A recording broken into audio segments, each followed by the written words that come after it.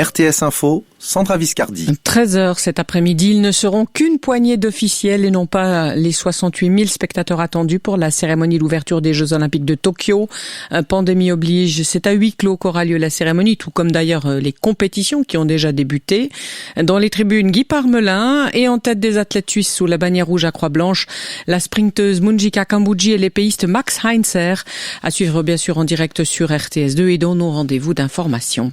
Déjà des chances de médaille suisse en aviron avec la qualification pour les demi-finales du 2 de couple de Barnabé Delars et Romain Reusli en skiff. Qualification de Janine Gemeline pour les quarts de finale. Par contre, le champion d'Europe 2014 du 400 mètres Karim Hussein ne disputera pas ces Jeux. La chambre disciplinaire de Suisse olympique a suspendu le Turgovien pour 9 mois après un test positif à une substance interdite lors des championnats de Suisse. L'athlète accepte sa suspension. Et dans le carnet de ces Jeux, on apprend aussi ce matin que le judoka algérien Fethi Nourine a déclaré forfait. Il a pris cette décision pour ne pas avoir à affronter un adversaire israélien dans sa partie de tableau. Nous avons travaillé dur pour ces Jeux, mais la cause palestinienne est plus grande que cela, dit en substance l'athlète. Les débats ont été âpres. L'Assemblée nationale française a adopté cette nuit en première lecture le pass sanitaire et l'obligation de vaccin des soignants. Le Sénat s'y attelle tout à l'heure. Le gouvernement aimerait qu'il vote avant la fin du week-end pour pouvoir contrer l'épidémie qui reprend de la vigueur. Le retour à la normale, en tout cas, ce n'est pas maintenant, c'est peut-être 2022, 2023.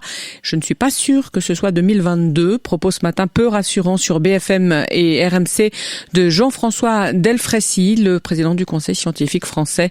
Il craint bien sûr la propagation de nouveaux variants du coronavirus. Et près de 73% des Fribourgeois âgés de 20 ans et plus avaient en juin des anticorps contre ce coronavirus. Selon les résultats préliminaires de l'étude Corona Immunitas Fribourg, le taux atteignait même près de 90% chez les 65 ans et plus. Après la première vague épidémique à l'été 2020, la proportion des adultes ayant des anticorps ne dépassait pas les 8%. Sur le front des inondations en Chine, l'évacuation ce matin d'un village tout entier dans le centre du pays. Les habitants ont quitté leur maison à l'aide d'un ponton amovible. Dans la capitale de la province, Guangzhou, des policiers sont positionnés près des entrées d'un tunnel où de nombreuses voitures ont été prises au piège mardi par la montée des eaux. Les forces de l'ordre interdisent aux badauds et aux journalistes de prendre des photos ou des vidéos. Des corps sont encore susceptibles de se trouver à l'intérieur des véhicules submergés. Et plus à l'est, la Chine surveille désormais avec anxiété la progression du typhon Infa. Il a des pluies torrentielles et des vents à plus de 130 km/h.